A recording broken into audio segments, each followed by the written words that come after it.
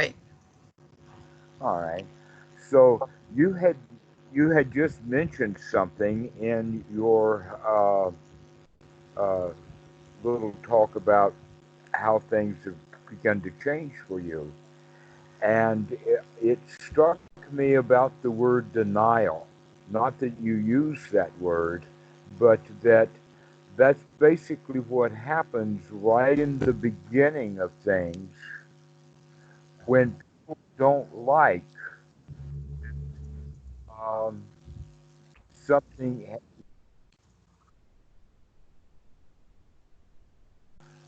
whatever like that. And that they've done some actually quite old scientific research. Um, and a woman wrote a book. Her name was Elizabeth Kubler-Ross. Have you ever heard of her? No. Okay.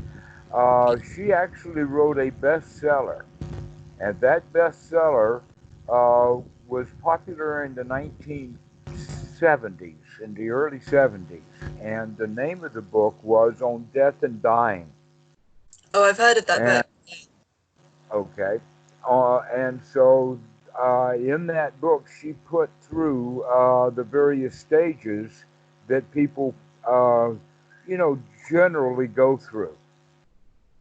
And that basically, if you look at death as a major change, Yeah. then almost all changes we have resistance to, we have a denial of it in the beginning.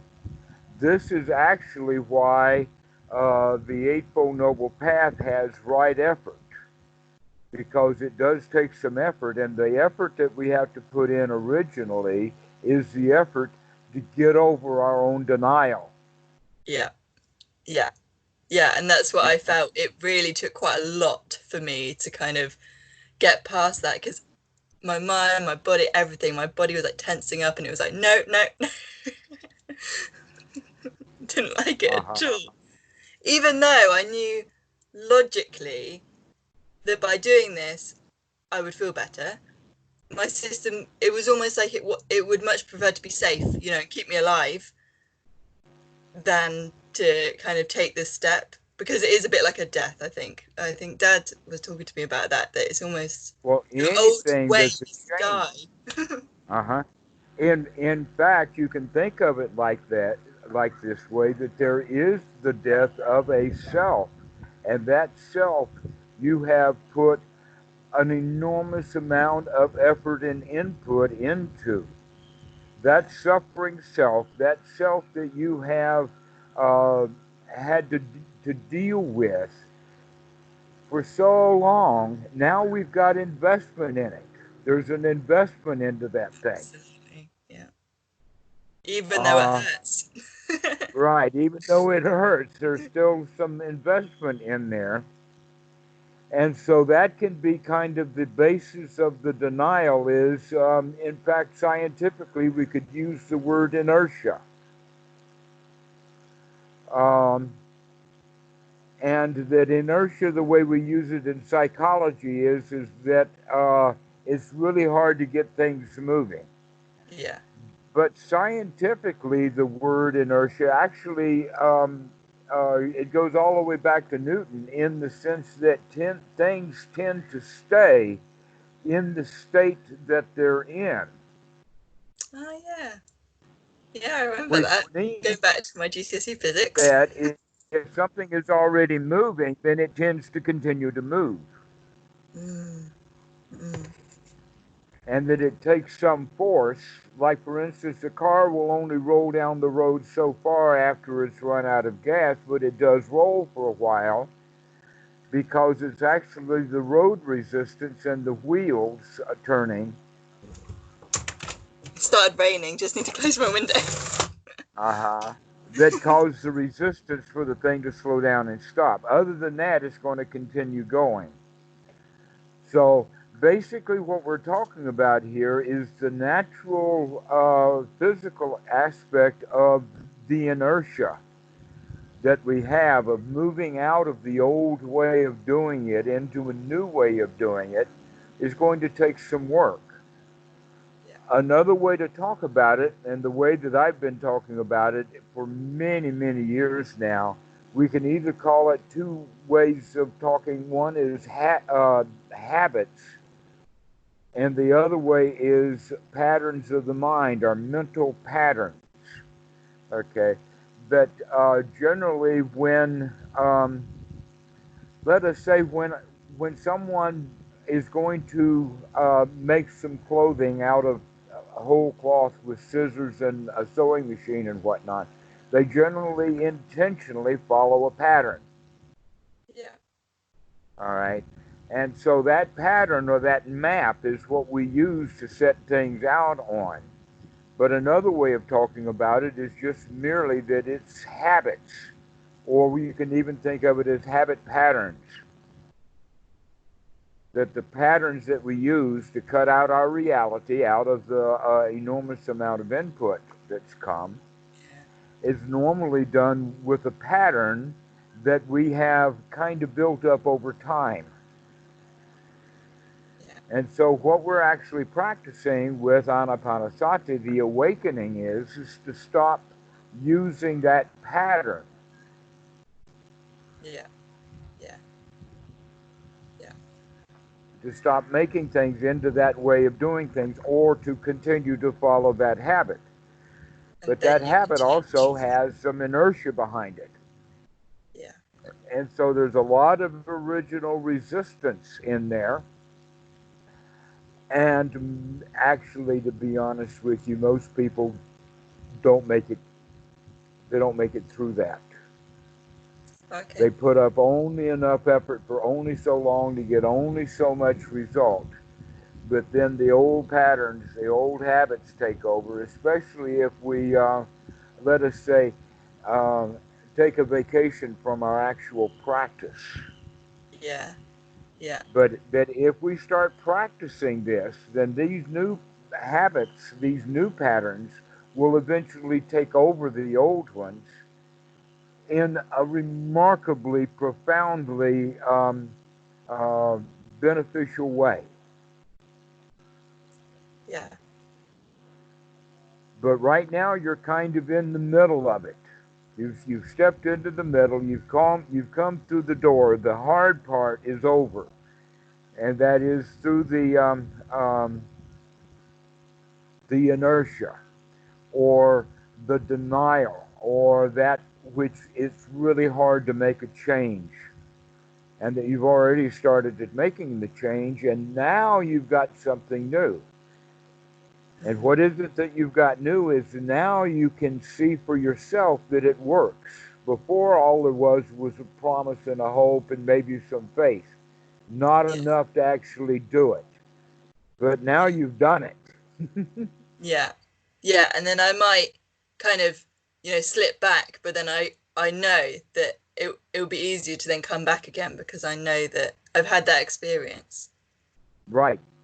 And Because what we want to do is build on that so that you have a habit, or a new habit forming, in the sense of over and over again. You can throw the old stuff out and come back and get yourself into a really nice state.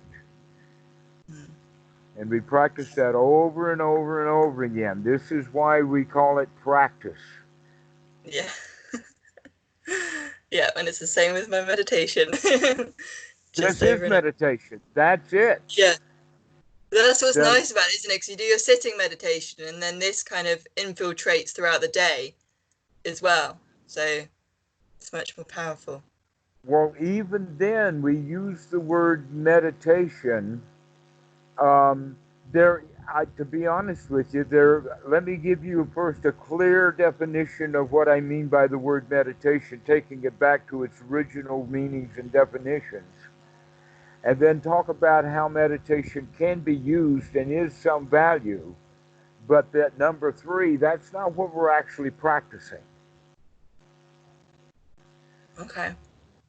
Okay, because basically the original intention of meditation also has a word close to it that we could use called cogitation, and it has to do with thinking about something, and therefore it has something similar to do with anapanasati, because we also are very much concerned about thinking about something.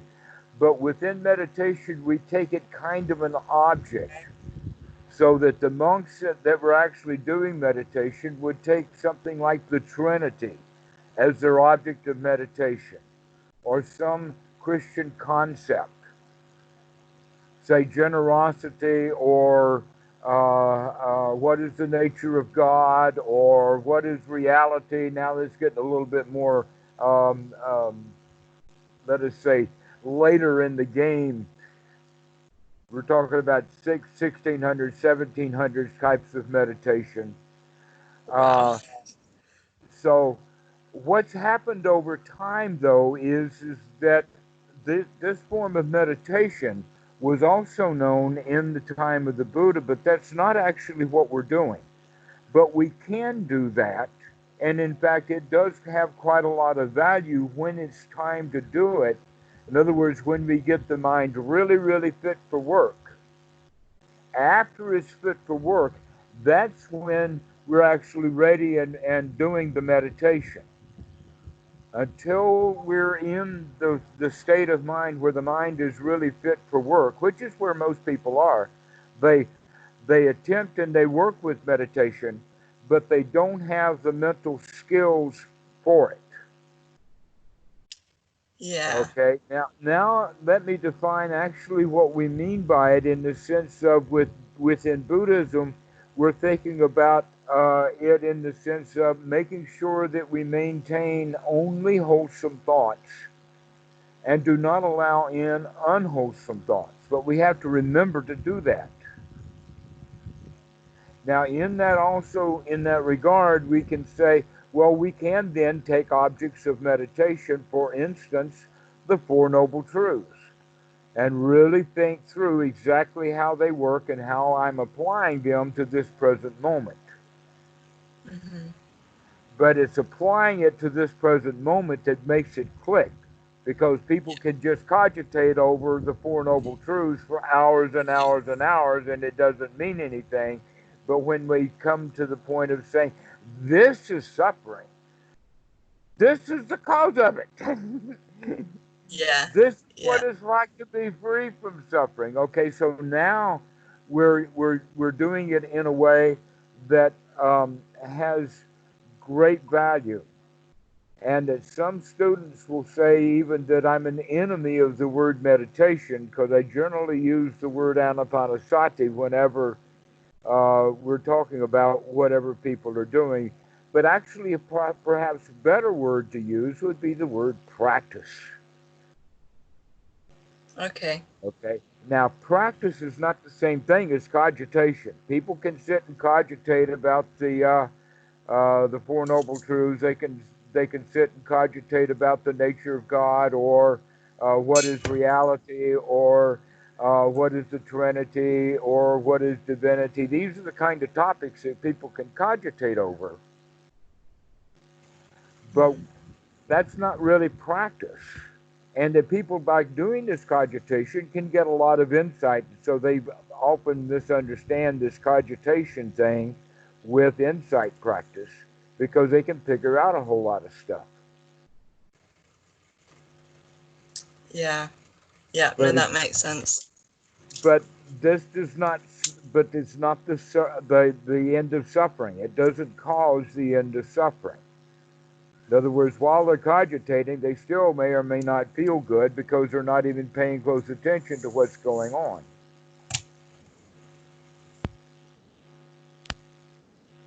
Okay, so making that distinction, we can say, okay, what we actually are doing is practice, which means that we are developing certain skills. And I often use music, because I was a kid, we practiced music. Sometimes I liked it and sometimes I didn't. And now I reflect upon that and understand how to teach meditation, or how to teach anapanasati, so that the actual practice actually does develop the skill. And so the first skill that we have to work on and practice, the skill that we need the most is the skill of sati, to wake up. That's what it basically means, to remember. And so even in the sutra's name is anapanasati. That sati is one of the items on the Eightfold Noble Path. The four foundations of mindfulness, or the word mindfulness is sati, so satipatthana. The Buddha was really heavy, big time, big deal on this whole idea of waking up, of sati, to look at what the mind is doing. Well, as you were saying, yeah, but there's a whole lot of resistance to doing that. The old way is just to let things roll along, and when I stumbled and fell down, oh well, that's just how it goes. But now we're actually beginning to say, I've got to watch where I'm stepping. I've got to look where this mind is going. I got to wake up. And so this is why we develop a sitting practice, is because in the beginning for students, this is actually, here's another point. When people talk about meditation, they think that meditation is about squatting and sitting on the floor for a certain period of time, doing a certain period of things, okay? To where anapanasati and the practice of anapanasati, it becomes one's life. It's something that we're not doing all day long, but all day long we intentionally try to remember to take a deep breath and to be here now, over and over and over again. But that is such a difficult thing to do when we're out dealing with the world, that so the Buddha has a story. And the story I call the log in the bog, so that the students can remember it. Yes, the log is in the bog, which means the mind is in the world. Right. And and the story is that in the time of the Buddha, there were professional fire makers. Now we have little machines that can do that really easy. Gas, electric, bioelectric, all kinds of things. Some of them are pretty smelly. Flints, you know what I'm talking about. They didn't have any of that kind of stuff organized in the time of the Buddha. Not at that level. And so one of the professions that they had, that people would have, would be professional fire maker. Now the question is, could that professional fire maker, who really knows what he's doing, set fire to that log in the bog? The answer is no, he cannot. Why? Because especially logs that had been in the bog and in the swamp for a long time. By the way, I spent several years in a town when I was in high school, living in Dillon, South Carolina, which is right on the edge of the PD swamp, which is a big area of South Carolina. So I really know all about swamps. This is why I like this story, is because I was a log in the bog myself. And so, no, you can't set a fire to a log that's in a swamp. But you can take that log out of the bog and put it on the shore.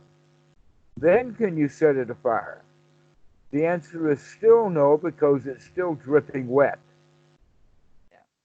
But if you let it sit there for a while in the sun, also water has the quality of, with gravity, of sinking down, so that the very part of the log that's being exposed to the sun is also the log part at the top where it's going to start draining down. So actually fairly quickly, you can set fire to the log even while it's wet. But it has to be drug out of the bog for a while. Yeah. And that this is why the Buddha uses that word like that. This is the story behind the whole quality of the word seclusion. And basically, seclusion means to get away from it all. We also have words in English like retreat. Not the way the cavalry retreats, but a retreat in the sense of getting away from it all. Yeah. All right. We actually are practicing that even if we do nothing but just get into a room by ourselves and sit. It doesn't even matter for squatting on the floor, or you can do the whole 9 yards with incense sticks and little statues and candles and do ooby dooby gummy gobbies and Pali language and bow on the floor and whatnot and do a real first class meditation. But the important point is getting away from it all, to get alone, to get by ourselves, to become secluded from the world. And then the next part of the seclusion is to become secluded from the world that we brought into the room with us. So at least we draw the boundaries that we're going to be secluded from the world, which means all the kind of things that happened in the past, all the things that are going to happen in the future, and all the things that are out there happening right now. We don't need that, because we're going to start secluding ourselves. We physically secluded ourselves from it, so now let's mentally seclude ourselves from it. And with this seclusion comes an enormous relief, because you have been bearing such a burden, soaking wet in the bog, and we don't even know it. That's a good analogy. And so we can become dry and tender and something that we can actually work with.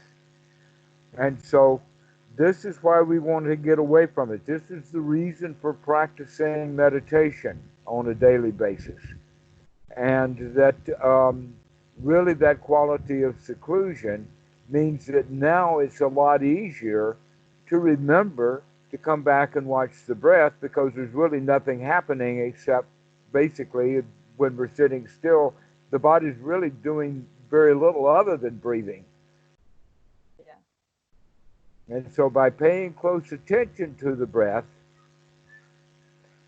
and just allowing that breath to be a nice breath, a real relaxing breath, wow, it's really good to be away from the world. And so we try to maintain that, to stay away from the world so that we can, and this is that skill development. This actually takes effort.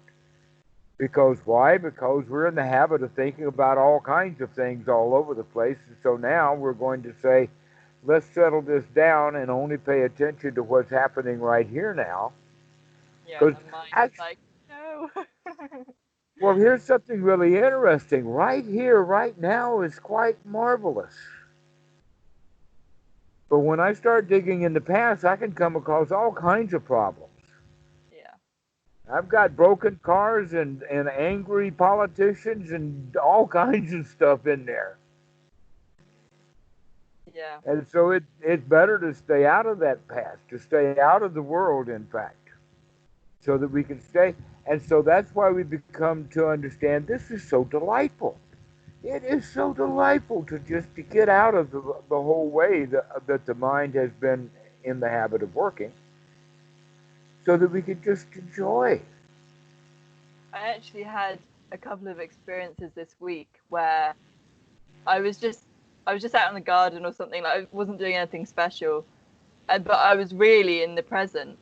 And I just started giggling to myself because I was like, this is great. It's really good. Because I wasn't in the past or the future for a change, and no, it was good. That comes naturally, and we want to allow it to become more and more natural. You know, that giggly feeling that you had was something that you could remember that you had when you were a little kid. Yeah. When little girls could squeal with delight and laughter. Okay. Many girls don't remember it. We only tend to remember the bad stuff. But there was delight in childhood. But as we grew up, there was a whole lot of, let us call it, micro traumas building up. Go clean your room, shut the door, shut your mouth, do what I tell you to do, kind of little blunt trauma forces over and over and over again. And one of the qualities that you can almost understand that for kids, because you were one once, The kids are almost always joyful, playful, curious, doing things, and it's the adults that are all unhappy. But then the adults are conditioning the kid so that as the kid grows up, he grows up becoming more and more unhappy. Yeah. And here you are telling me the story that you're out in the yard now, giggling like a child again. Yeah. Take delight in that, because that's what real life is that we don't have to live a life of being the kind of adult that you were trained to be. Yeah. Yeah. Kind of rule driven, so many people like in this little box. Yes, always And that's been it. And so you can see this is why they call it moksha, freedom, to get out of that box. The box of bad feelings, the box of all the rules, all the shoulds, and all of that, and just let it go. Just be free from it. And it allows us to be in that really delightful state. That delightful state that you're talking about, you can actually do two things with that now. One is that you're going to cultivate it so that you can have that state more often. And to number two, you're going to, when you do have it, cultivate it so that you can let it last a little bit longer. It doesn't have to be over and finished in 5 or 10 seconds. You can draw that out to 30 seconds, 40 seconds, maybe a minute. Yeah. Okay? So this is how we practice that. That joyful, natural state that you're talking about that you can experience takes some focus. We have to actually wake up to be here now. Mm-hmm. And look at all of that resistance to it that was So built much. up over time, that conditioning. Yeah. I'm starting to break through that now. So Right, you're beginning to decondition yourself. yeah. And this is why we want to practice sati so that we can wake up to literally play in the yard. Yeah. Yeah. To remember it's okay to go out and play in the yard. Yeah, exactly. I actually managed to do a bit of art as well, and I've had a block to do art for so, because I did a quite an academic degree, and it kind of shut me down to playfulness a lot.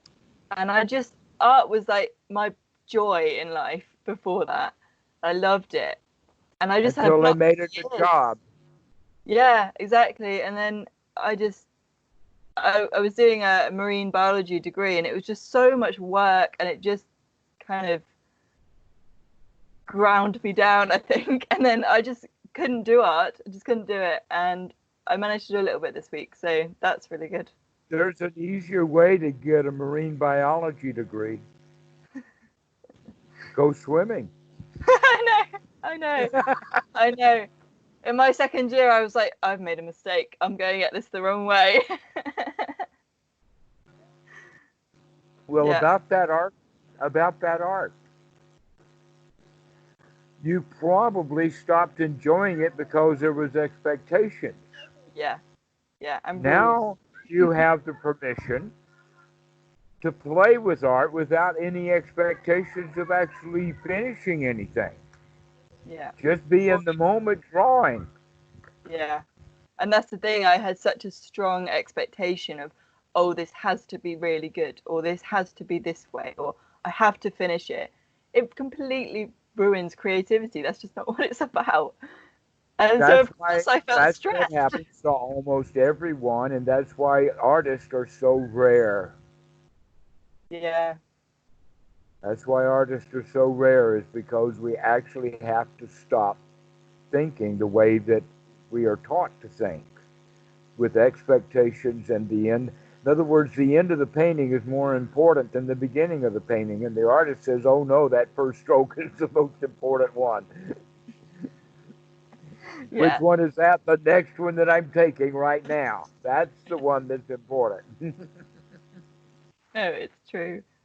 It's true. And so, getting out of the end product, into the action and the doing takes, that's the inertia that we have to overcome, because we have been in that trajectory for so long, and we need to stop that, slow down, and be in the present moment. For your art, for singing in the backyard, for potting plants, anything. Our whole life can be done in the present moment. Yeah. Joyously.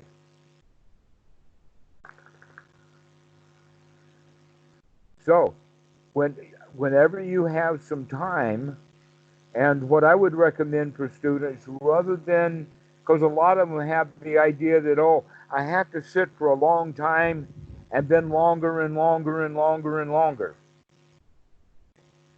That's not the way that I would think. I would say, no, it's got a whole lot more to do with how often rather than how long you sit. So rather than sitting for an hour one time, it's better to sit 4 times for 15 minutes. Okay. And you can do that out in the yard. But you can go out there intentionally saying, for the next 15 minutes, I'm going to watch my breath and to feel as happy as I can and not let any of the old past or downtown or any of the world come into this garden. So is that does that change as you become like more advanced? Because I know that Dad does like 2 You hours. get good at it and you begin to really like it, so that 15-minute boundary doesn't mean so much anymore. Yeah. Yeah. No, Dad says that it's his best time of day sometimes, and it's just he loves it. Well, the problem is it has to be practiced. It has to be practiced over and over and over again, because we've been carrying so many years of how to be an adult in the Western world. Yeah. And we have to unlearn a lot of that stuff so that we can go and learn and be a kid again. I know. I was thinking about it the other day, and I was like, we spent all these years building ourselves up, and now I'm just looking back and I'm thinking, well, that was a bit worthless. I want to let it all go now. So it's just like I'm now undoing like 23 years of all of this building up. Like, what good has all that done me, really? Oh, that's great. Well, let's keep on going like this. Easy does it. The important thing is that you have to get yourself into a state of good enjoyment, and you know what that's like.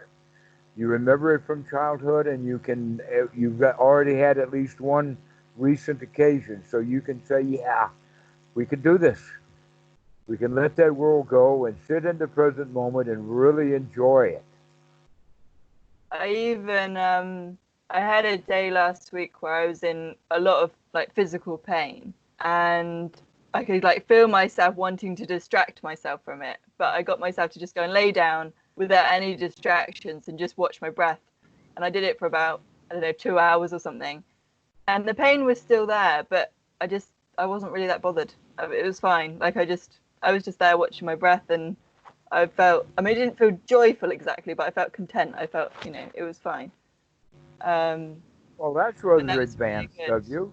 Yes, that's exactly the way to, right. When we just allow something, even like a physical pain in the body, when we just allow it to be there, Yeah. and we do not allow it to pull us away from the breath, that's actually good, strong sati, to be able to sit and watch your breath for a couple of hours, knowing that pain is there, and you're just saying, yeah, I know you're there. Yeah. Yeah. Yeah. And it was fine. So That's really excellent. That's good practice. yeah. And that's what I tried to look at it as. I was like, it's just practice. It's just an opportunity to practice. It's fine. What's your choice? To lay in bed and pour, oh me, oh pity party, oh this hurts so much, oh I'll never get out of this pain, oh what kind of doctor can I find? They're too expensive. You know the routine. You've been through that I before. know the routine very well. Very well. Yeah. And I mean, I know now that physical pain, a lot of it is to do with the way I think and my emotional patterns and things, because I've been watching it for a long time, and there's a very strong correlation with that.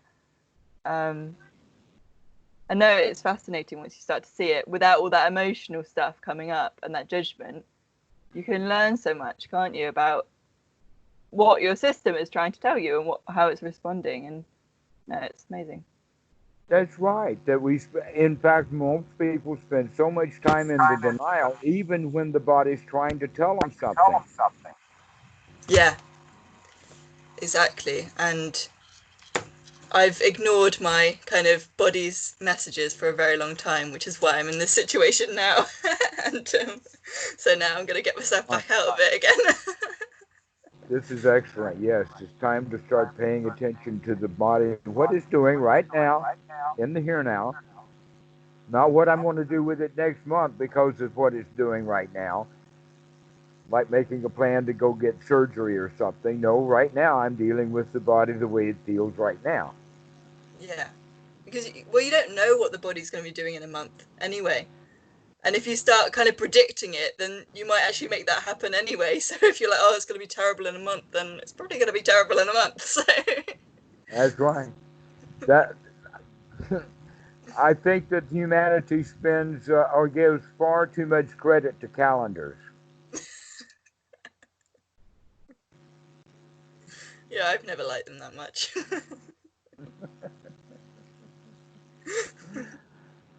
Well, But I was Olivia, forced to I've use really them. enjoyed this conversation. This has been great. I really appreciate you checking in, and let me hear from you again soon. But right now, your idea is to get yourself into a nice, comfortable state, and then learn to maintain that. Practice it over and over and over again. Just And I'll go and do some more art. okay. Well, we'll see you later. Thank you for your time. Good to see you. Bye You too. bye. Bye.